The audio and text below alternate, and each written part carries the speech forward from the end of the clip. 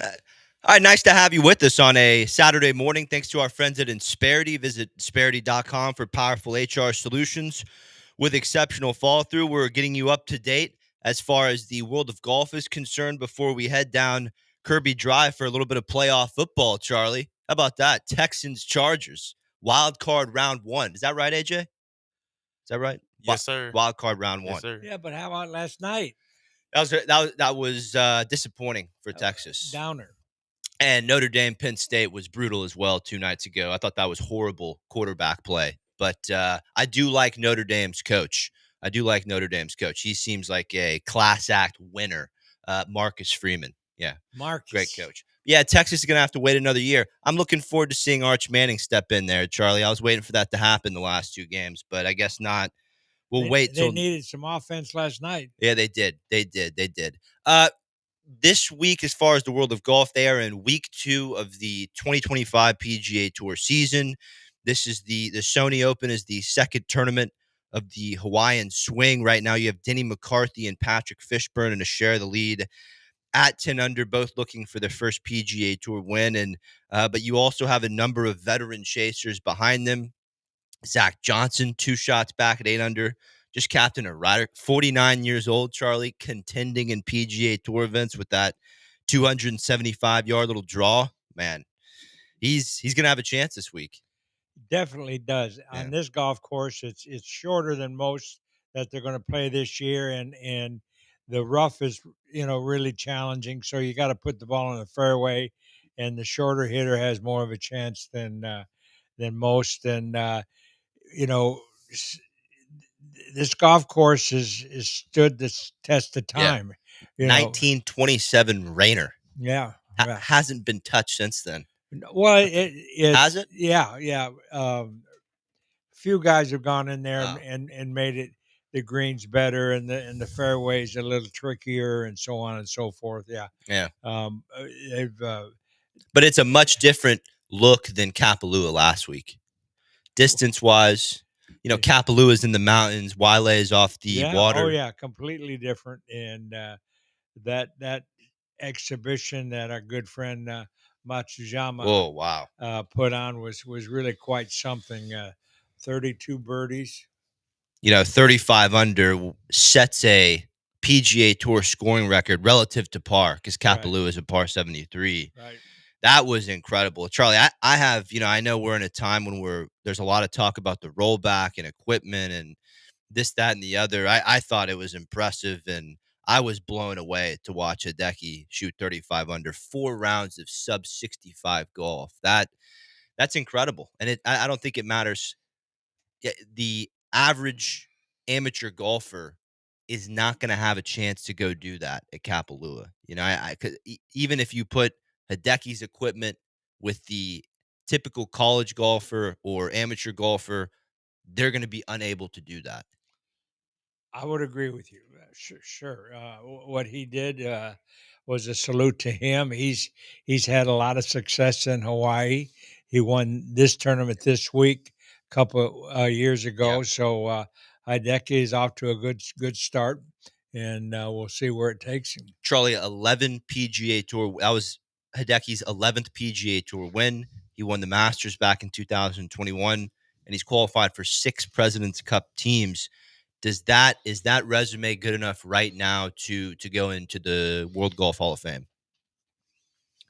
Well, it depends, what criteria you use. I'm not sure what it takes to get into the PGA Hall of Fame as far as a player is concerned.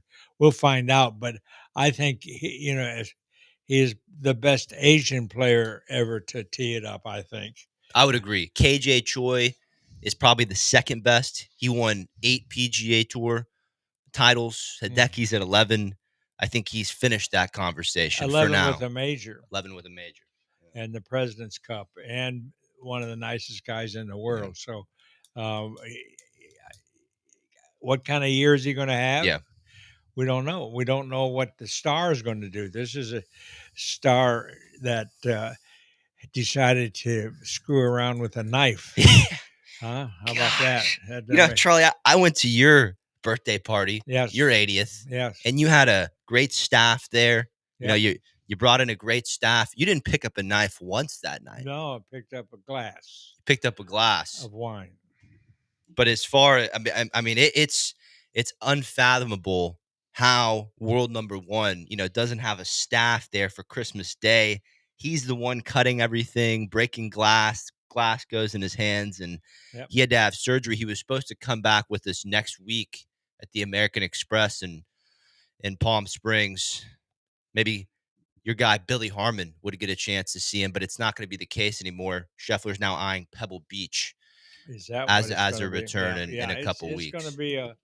Uh, he's got to be patient because that wound is in the most important part of the golf swing, the hands, and you got to have that good grip. And I think one of the things that the golf pros talk about um, Scheffler? Scheffler is his grip. You know, his grip is one of the best out there. So, It looks we'll, like Arnold's, Charlie. yeah, well, he's got strong hands, strong kid, and we'll just have to wait and see. We saw some, and we'll get to a little more on the Sony Open. We've got some sound to hear from Colin Morikawa after last week. I thought he illustrated Hideki's win very well. We'll get to that in the second, third segment. Charlie, you had the inaugural TGL match on Tuesday where the Bay Golf Club destroyed New York Golf Club. Ludwig Oberg was on an absolute heater, and Shane Lowry says that he's going to be the Scotty Scheffler of TGL since there's no walking involved. You know, Could be. It's and go ahead. no, no, no, No, no. my last thought here before I give it to you, they did a great job. I mean, all in all, they picked up over 1.2 million views. The production was A plus. I thought, prime time 7 p.m. on ESPN with Tiger and Rory there in the stands. This was impressive, Charlie. It was. I was happily surprised with the product, with the way they handled it, with the enthusiasm from the players. They were into it. I guess it's a joint venture between a lot of people, but mainly the players are the one that's going to make it make it go. And I'm not sure how it's going to work when you have a tournament on the west coast and you got to be in Florida Wednesday Tuesday night. Yep. So there's some things they're going to work on it. But I thought the kickoff was sensational. You bring up a good point there because after football season is over, you will also have a few TGL events on Monday night. Monday, January 27th, you've got Tiger versus Rory. That's a Monday. Tiger's on Jupiter Golf Club, Rory's on the Boston Common. This coming week, Tuesday, January 14th, this will be Tiger's debut. And the TGL will be Jupiter Golf Club versus LA Golf Club. That'll be a great match there. You have for Jupiter Golf Club, Tiger has Kevin Kisner and Max Homa, and then LA Golf Club has Justin Rose, Sahith Theegala, and Colin Morikawa. I wrote down a couple pros and cons, Charlie. Yes. The first pro I thought was the 40-second shot clock and how that kept things moving. Did you like that, or did you feel they were a little rushed?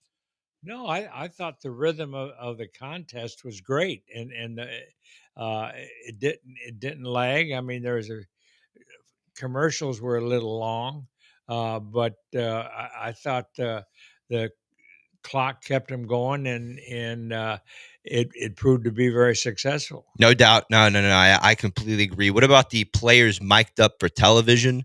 I thought that was a good feature, and also starting in a couple weeks, they'll give a headset to the fans who are in SoFi Center, so they can hear the players as well. Yeah. I thought that was some important interaction. I thought it was also important that we heard some of the crowd, chirping and giving some reaction to the players, and Mm-hmm. I think that's something we haven't maybe since Tiger or Palmer or Nicholas. We really haven't seen that in golf. Yeah, yeah, but no, it's got a long ways to go, but starting off, with a good bang. No doubt, no doubt. We'll talk a little bit more about that on the other side. But right now, Charlie, you have to tell business owners in particular about how they really need to upgrade their HR services to an HR company that really cares.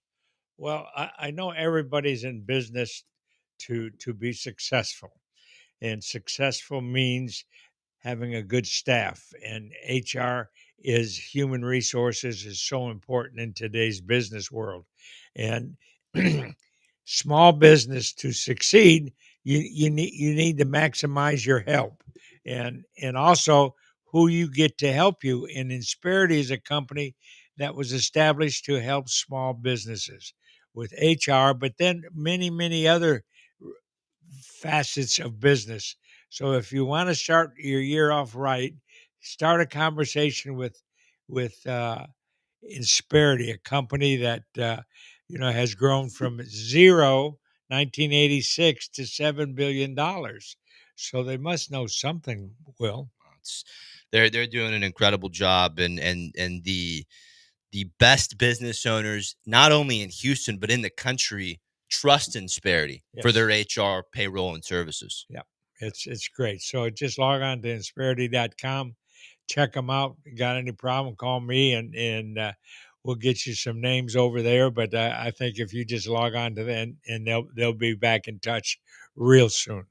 As far as the world of golf is concerned, Patrick Fishburne and Denny McCarthy are the 36-hole leaders at the Sony Open in Hawaii at 10 under. Kenzie Harada is one shot back, tied for third. Now, Harada, young player out of Japan, he's been tearing it up over on the Japanese golf tour. He missed final stage of Q School by a shot, and now here contending in a PGA Tour event. So we'll see what happens there. You've got great players like Zach Johnson, Sepp Straka, who are two shots back of the lead at 10 under. And then in the bunch at 7 under, three shots back, you have Russell Henley and Brian Harmon. Great tournament ahead. Texans, Chargers later on down Kirby Way. I'll be there, Charlie. I'm headed to the game. I'm looking forward to it. We got more golf to talk about on the other side. This is the Charlie Epps Golf Hour presented by Insperity, HR that makes a difference.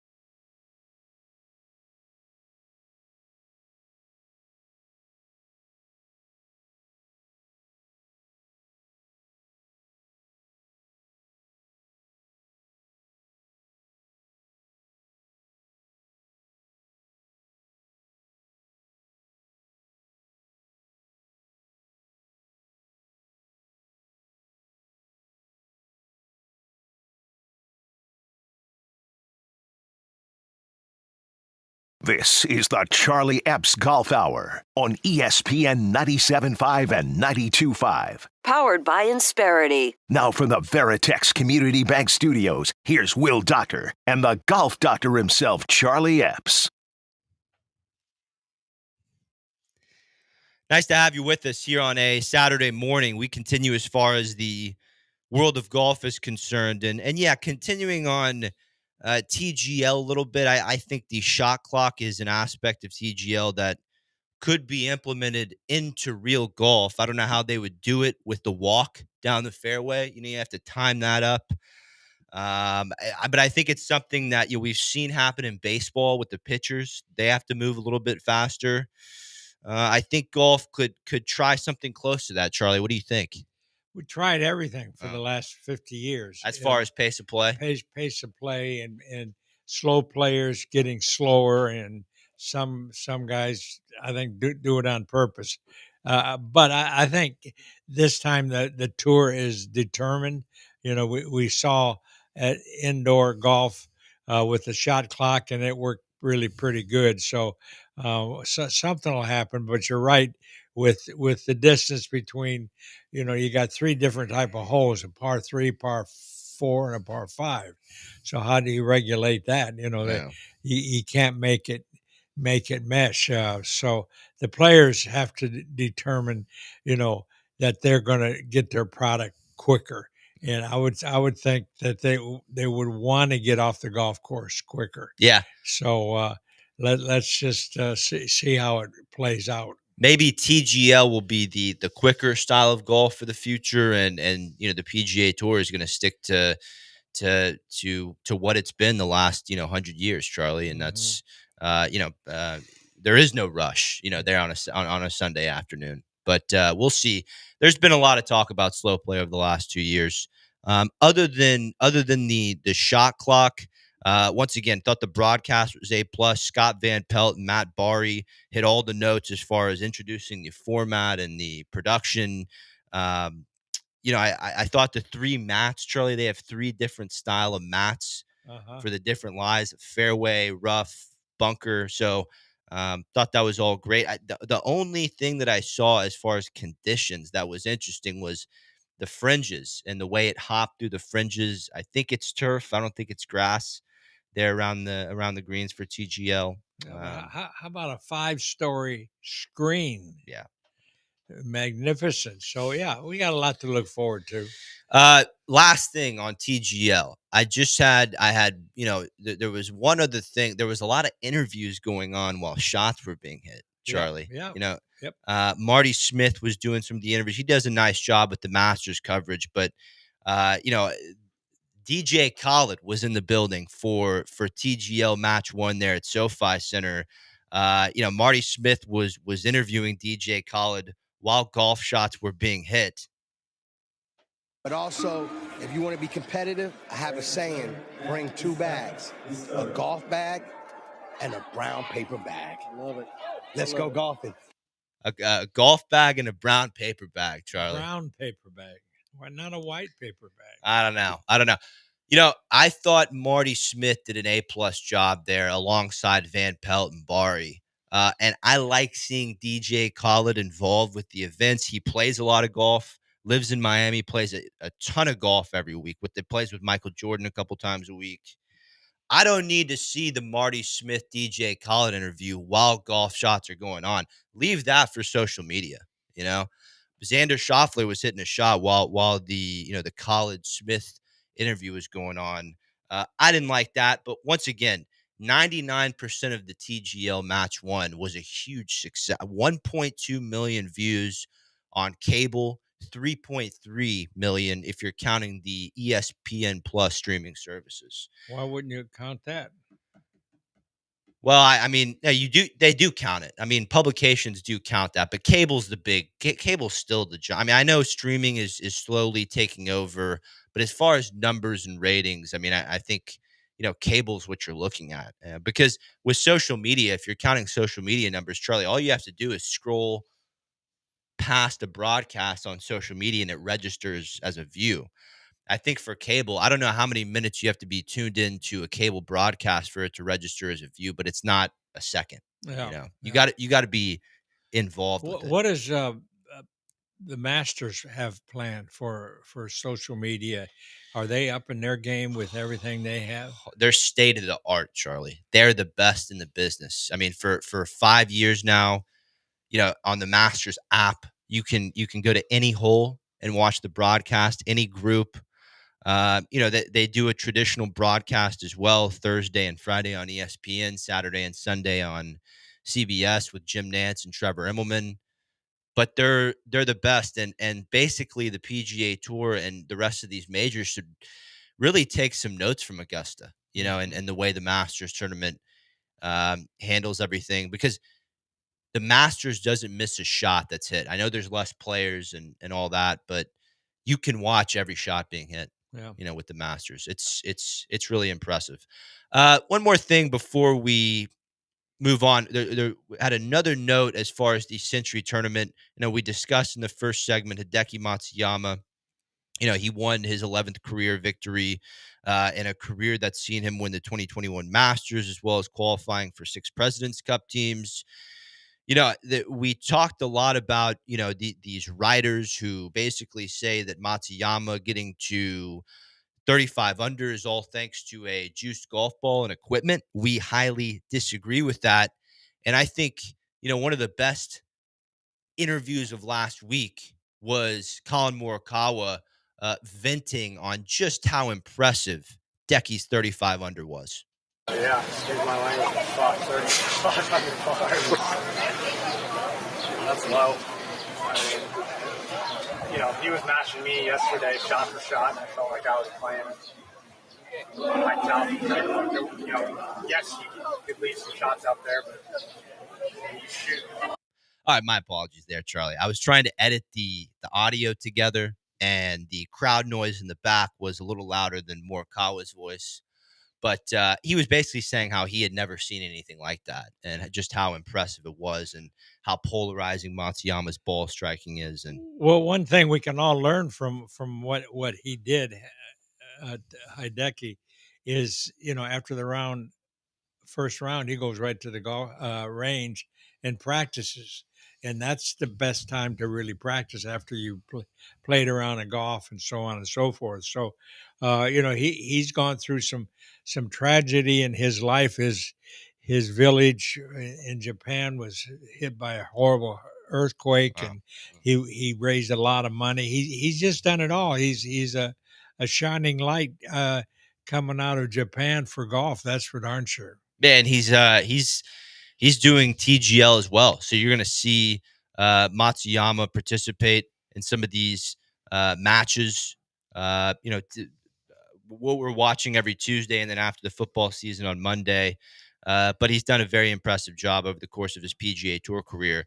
I think when that question of whether he is capable of going on a Scotty Scheffler run, Charlie, I think he's highly capable, and he's been capable for the last 10 years.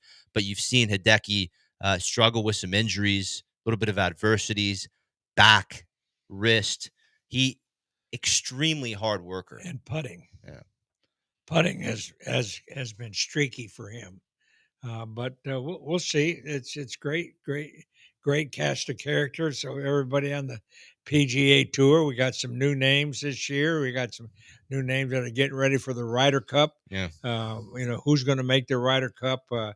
We have a new CEO, if you will, for the PGA Tour. I mean, for the PGA of America that runs the Ryder Cup. So they made some good changes, and they're ready for New York and having a major golf tournament in a major city. There's a lot to be said for the organization on getting everything right, and everybody's a little concerned with the prices of the ticket. But if you've ever been in New York, everything there is a heck of a lot more expensive because of unions and so on and so forth. So it's going to be a great event. That's I know that. And it'll be packed. I mean, Yeah. Beth Page. I mean, Yeah. huge crowds Yeah. coming in there from the city. You think the Mets or the Yankees will have the most gallery out there?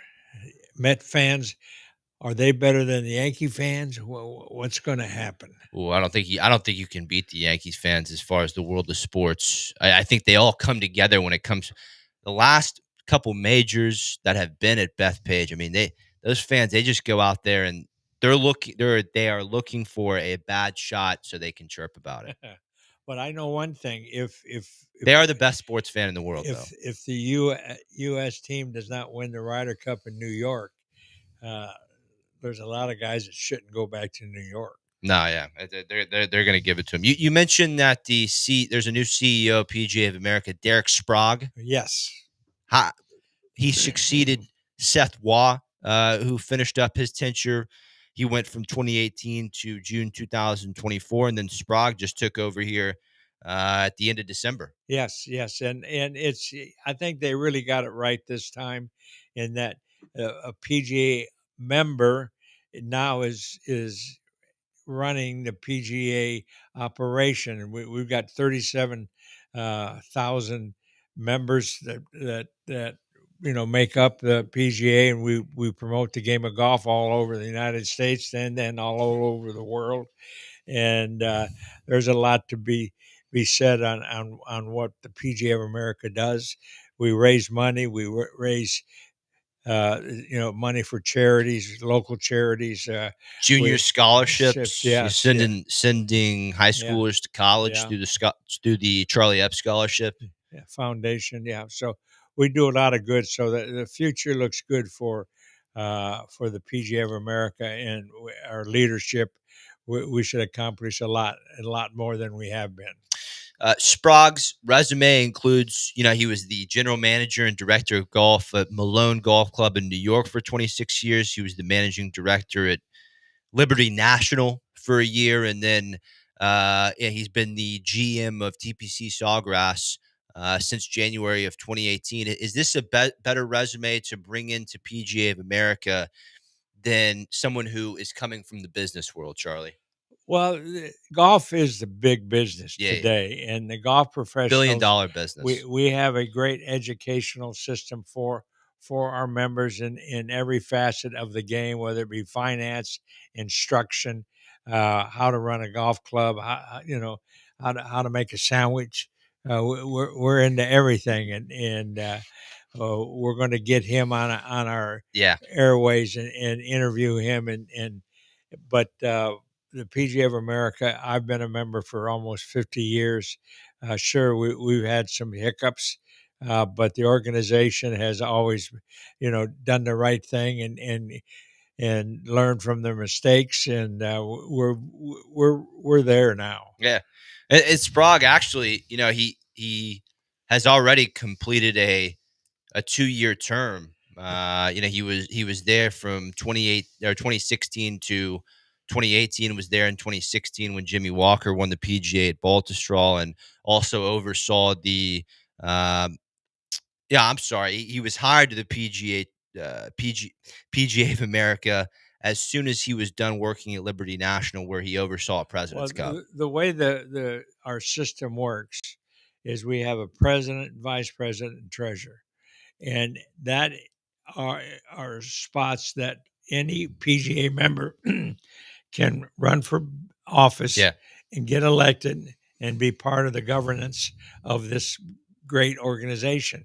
And so that's where he served 6 years in the three different office positions um, before retiring, and then he went back to work, but now he is the president of our association, yeah. and it's going to make a big difference. Well, congratulations to Mr. Sprague. We'll look forward to everything he has in store. Charlie, be interesting to see.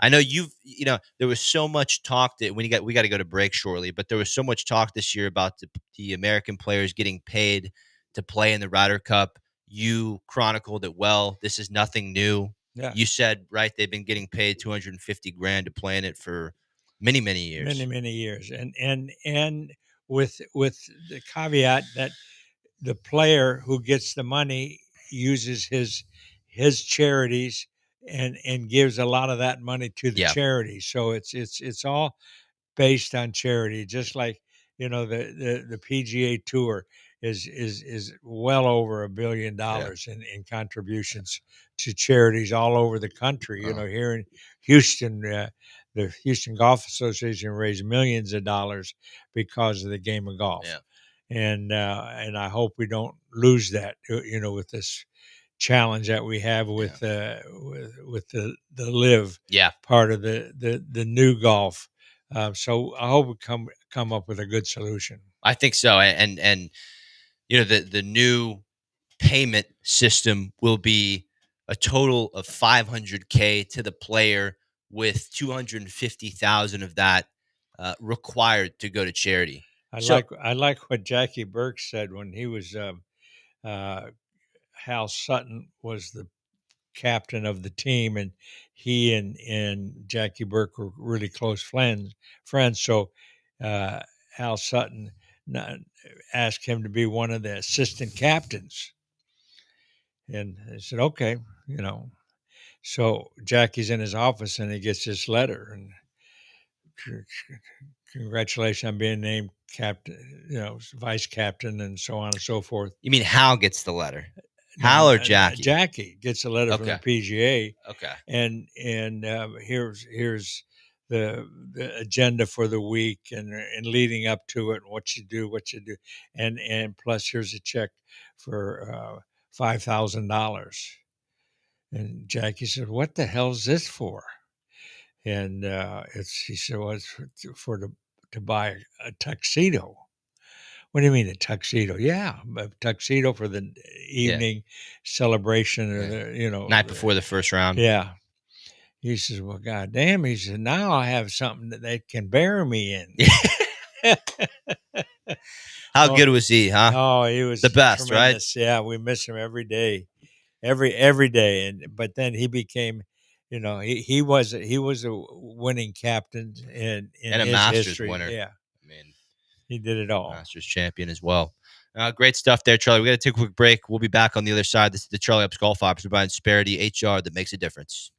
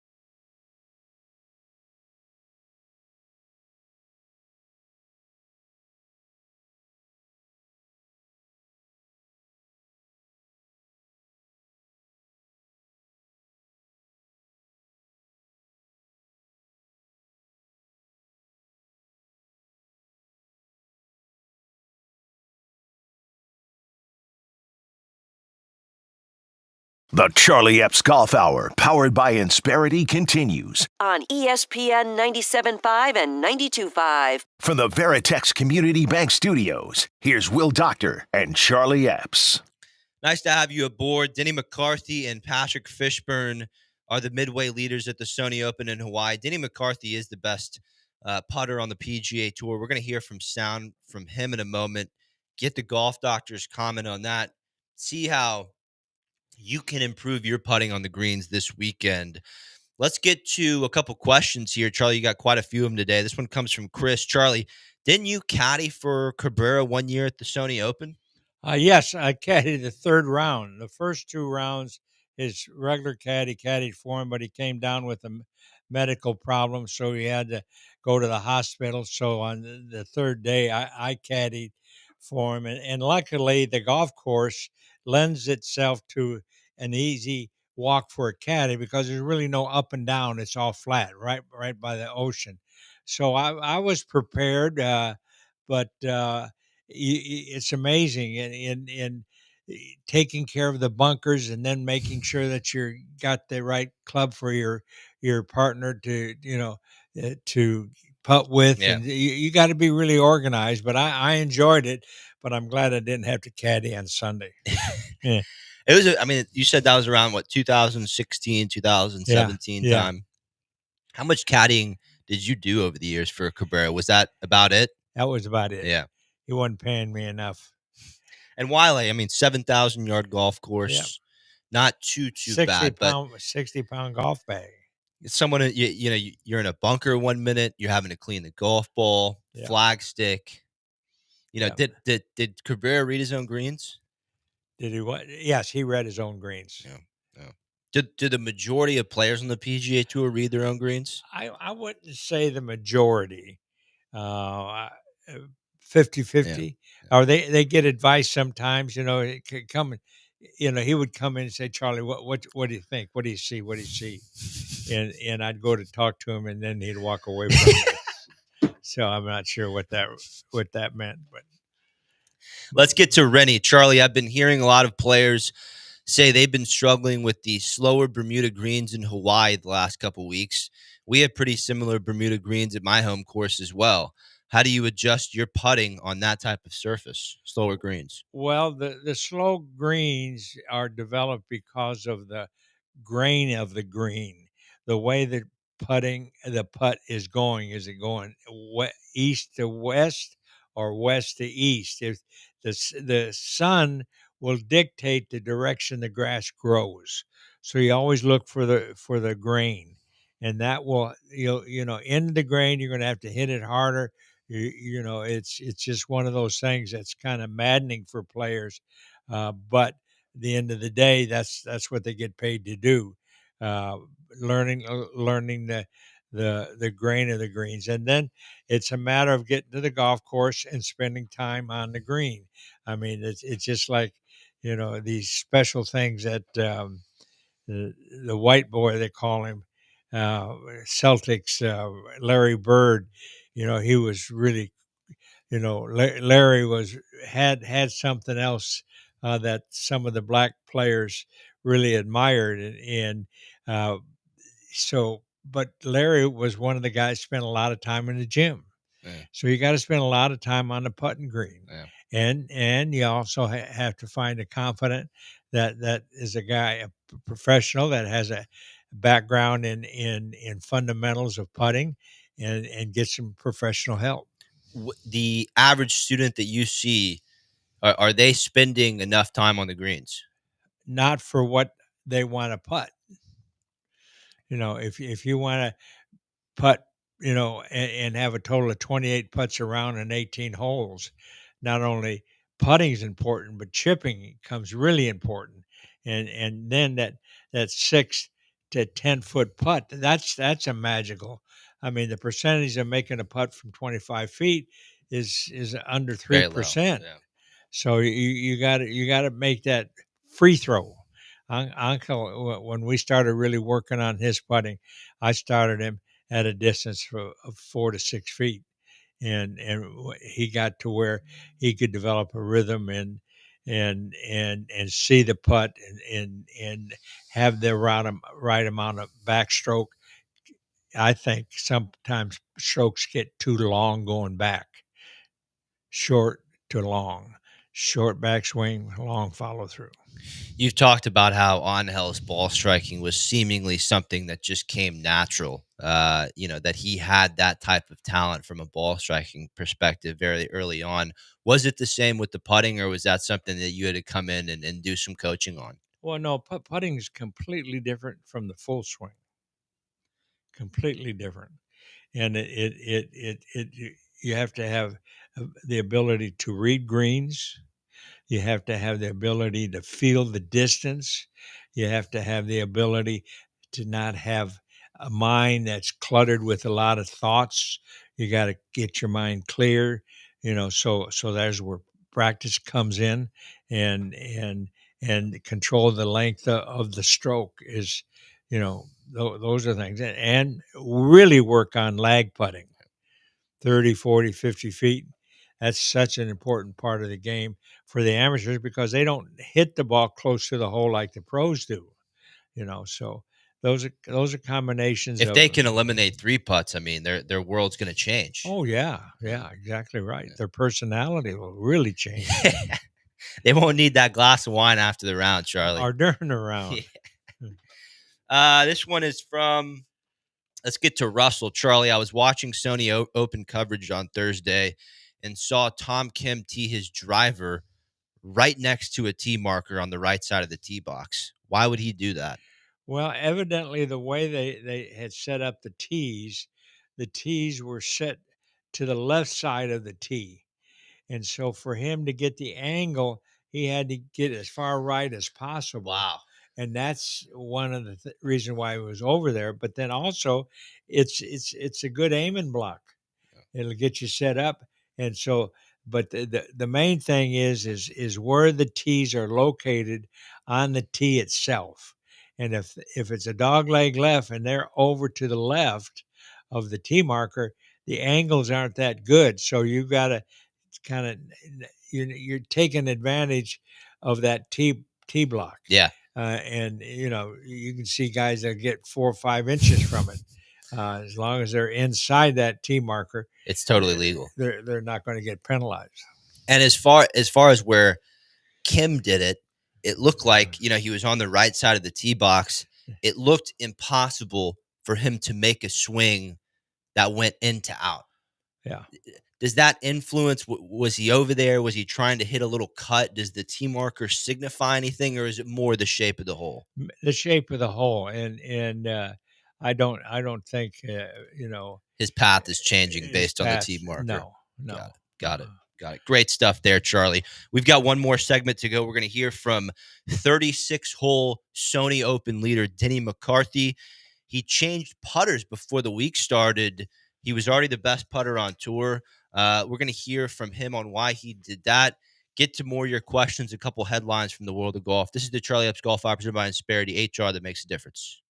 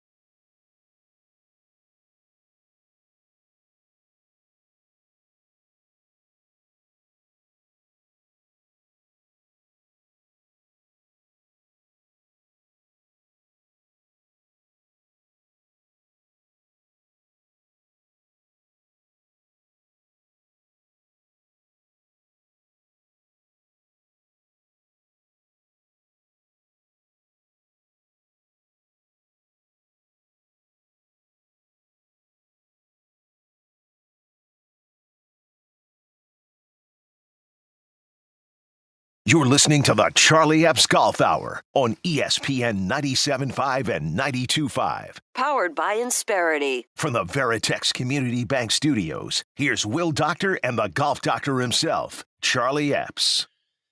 Nice to have you with us. Finishing up here on the Charlie Epps Golf Hour. If you're just joining us, we are getting you up to date. We'll get to a couple of your questions in this segment. There are also 36 holes into the Sony Open where Patrick Fishburne and Denny McCarthy lead at 10 under. Denny McCarthy was my pick to start the week at 66-1, so I'm pulling for him pretty hard this weekend. He seeks his first PGA Tour win and his 191st start on the PGA Tour, and this is his third career 36-hole lead, and he's 0 for 2 for date. So we'll see if Denny McCarthy can get the job done as far as his first PGA Tour victory. You know, he's one of the best putters on tour, and he recently talked about a putting change that he made before the week started. Let's hear from Denny here. Or did you swap putters? I used a new putter today, yeah. It was a tough week on the greens for me last week. I've been feeling a little uncomfortable with my putter lately. So I needed to look at something different this week. And Scotty Cameron, new putter, new insert, new grip, even changed the length a little bit. I just wanted something totally different. And it worked out today. I scored the ball really well. When did you decide that you wanted to change? Is it something that you had messed with before, that look? How did you come about the difference? I really liked the feel off that putter. I couldn't have putted any worse last week. And so the greens last week are tricky to read, I think. And I just also felt uncomfortable with my putter on those greens. And I kind of had it determined coming out here on Monday. I only spent a few hours out here on Monday, but I actually picked one up and used it for a day and a half. And then I even changed to the one that I used today, like late Tuesday afternoon. So I went through a couple pit stops of trying putters before I landed on this one. And it felt really good today.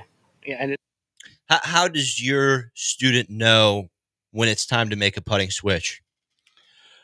When the putter ends up in the lake. Charlie Hoffman style at the Players. Just go ahead and toss it in there. Yeah, sometimes the mental game is much more important than the putter itself. Yeah. But we just saw world number one Scotty Scheffler make a big time grip change, and from the outside looking in, when I see Scotty do that, when I see Denny do that, I naturally think, man, these guys are the best in the world. How could they switch anything at this point? Give us some insight on that. Well, it once again, golf is mental, and sometimes you can't do the same thing over and over and over again. You get stale. So sometimes, Jack Nicklaus, the famous putter, the response putter that he used to win his last major, was this god awful big headed putter, and he says, "Well, as long as it knocks in the hole, I don't care," And so you can't be afraid to change. Consult your teacher, your confidant, and the type of greens you have, how much loft. It's a science in itself. Everybody spends a lot of money on drivers, but you probably should spend more money on putting lessons, because of that's where the game you can save 6 shots around. Yeah. Now, when you are looking into the putting section at a PGA Superstore, I mean, you go in there sometimes and buy a couple clubs. Oh, right? Yeah. Do you ever look through? Because I was in there a couple weeks ago, and they just had they had the Stealth TaylorMade drivers in the used section that seemed pretty new. They had an incredible used putter section, Scotty Cameron's Odyssey. Do you buy used equipment? I mean, oh, heck yes. Yeah. I go out to practice. I got 2 golf bags on my golf cart. I'm looking for the secret, so everybody should, you have to be fitted for clubs in today's market. There's good information on shaft length, on shaft flex, on way to the club, so on and so forth, that will help you. Yeah. How much loss should you have? But one of the things I'm going to recommend this year on our show are books that I think will help the average amateur. And this book here that I have in front of us, you've talked to him, Mike Booker, the famous University of Houston uh, player that played in the national Yeah. championship, but he remained an amateur. And so we have an instructional book that has to do with the tournament golfer's playbook, learning how to play tournament golf. And I really highly recommend it. And you can go on Amazon. It's authored by Mike Booker, the Tournament Golfer's Playbook, and it's change your mind, change your life, the path of the tournament golfer. And this is going to be it is great reading. I've read it. Yeah, I I read go it. through it, and it's very well done. He's really a course management aficionado, Yeah. Charlie. I mean, Yes. when it comes to, we talked about not three putting earlier, but how about avoiding anything worse than a bogey? Uh-huh. He wrote a great chapter in there about how, if the golfer can just make 18 straight bogeys, Yeah. you've shot 90. Yeah. If you can make 17 bogeys in one par, you've broken 90. Yeah. I think he really simplifies things. I think it's the best as far as course management, learning tournament golf. Mike Booker, it's Yeah. the best book out right now for sure. We're gonna have him on the show here pretty soon too, when we can find some time. Well, we'll do it. Yeah, Charlie, let's get to a couple more questions. Great stuff there. This is Carlos. Charlie, I was watching the Century last week, and Victor Hovland was hitting his driver with a bit of a double pump move at the top of the backswing. Have you ever seen anything like this, and would you recommend it to gain distance? I don't know why a double move would really gain distance. I've got to think about that a little more. There have been some great golf players that have a hitch in their get along, you Yeah. might say, and they have a little hitch. Hideki used to have that little Yeah, pause. yeah, and to each his own. Sometimes your person's nervous structure won't allow them to have that fluid golf swing. Like a Lanny Watkins. Lanny Watkins is a swing that he swings really quick, but he hits it solid every time, and the ball stays in the fairway. But as you go through the life of a golfer, you're going to find different things work for different folks. And but the little pause for the cause, Bob Murphy, the great Bob Murphy, he would actually stop and start again, because the transition of the backswing to the downswing is so critical, and you got to go slower so that you can make the club do what you want it to do, and come more from the inside. And that you got to do it slowly, not fast. And maybe it's something you practice on the range. Oh yeah, Maybe not sure. something you really put Yeah. into play. Yeah, practice in your garage. And did Murphy do that from a rhythm perspective to Yeah, sync that was everything just up? his rhythm. He had almost stopped. And early on in my career, I had a little pause for the cause. Wow. They don't get in a hurry to make your backswing change directions. You go back and then you come forward. You taught a guy who's he's never been in a hurry, Freddie Couples. Yeah. To get to and there's no pause, but I mean the fluid motion is got to be one of the best of all times. Yeah, yeah. And the inner swing, the body, is the axle to the swing, and the turning motion gets everything in sequence. So there has to be tempo, timing, and rhythm. Oh. It could be a fast rhythm or a slow rhythm, but it's got to be consistent.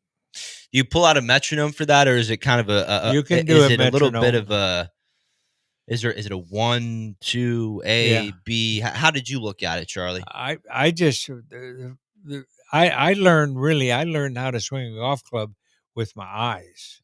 I was taught by some Argentine professionals that didn't speak very much English, and I didn't speak very much Spanish. So I said I would say, "Muéstramelo, show me." See, so I visualize what Alberto Flores would do. Take it back, take it slow, take it back, and then gain momentum. Wow. Practice it slow motion. Wow. They were showing the Roberto Di Vincenzo versus I think it was Byron Nelson. Did he play Byron Yeah. in a one-on-one match at Yeah. Pine Valley? Yep. I watched the whole thing, Charlie. Yeah, it was Two great. class acts Yeah. right there. Yeah. Yeah, great stuff. And I've been watching some of these replays as you know they try more. You know, we saw the showdown between Brooks and Bryson versus Rory and Scotty, and now we've got TGL. So they've been showing a couple of these exhibitions, the replays, and that was a really special match to watch. Really, DiVincenzo, just one of the best ever. Really, the creator of Argentine professional golf, right? One of them, One but of yeah, yeah, not the first, most. He most won successful. a major. He won 235 tournaments worldwide. So yeah, he spent a lot of time in Mexico, but then he came to the United States and he went to Europe. So he was a journeyman like I was. Yeah, I followed him around. And you got to spend some time with him, right? Oh, yeah. Argentina, I caddied for Florida. him. You Yeah. caddied for him in Florida. Colombia, Wow. Venezuela, Panama. We could talk about this all day. We have to wrap things up, unfortunately. Now, just a couple other headlines we're not going to be able to discuss in depth today, maybe next week. Jordan Spieth is going to return from wrist surgery at the Pebble Beach Pro-Am. He's a PGA championship away from the Grand Slam. It would be good to see Spieth back, Charlie. Be great to see him. He showed us so much when he was a 15-year-old kid, and then he won the Masters at first light, and he did so much. So I hope he's fine and can continue his great career. I agree. I want to see him get that Grand Slam, and he'll have a chance at Quail Hollow this year for the PGA. One more other headline: Eugenio Chikara, who played his college golf at Oklahoma State, went straight to Live Golf to Team Fireball on Sergio's team, and got a win on Live Golf, got a win on the Asian Tour. But he finished 39th on their money list this year and got relegated. And he chose not to re-sign with the team. And he came out yesterday to bunker.com and said, I would have re-signed, but Liv promised major qualification and official world golf ranking points, and it hasn't happened. Yeah. So he's going to go play on the Asian Tour, try to get into PGA Tour qualifying school at the end of this year. Good for him. We'll see what happens with Chikara. Luis Masaveyu, another Spaniard, who finished runner-up in the U.S. Amateur. He'll replace him on Team Fireball. Maybe we'll get another chance to talk to Sergio this year, see what's going on as far as lift. They're not coming back to Houston, Charlie. That's unfortunate. That's disappointing. Yeah, it is disappointing. We're out of time, Charlie. Great job today. AJ behind the ones and twos, killing it. Good morning, John Belmer. We will see you on Kirby Drive. Chargers at Texans. Let's roll.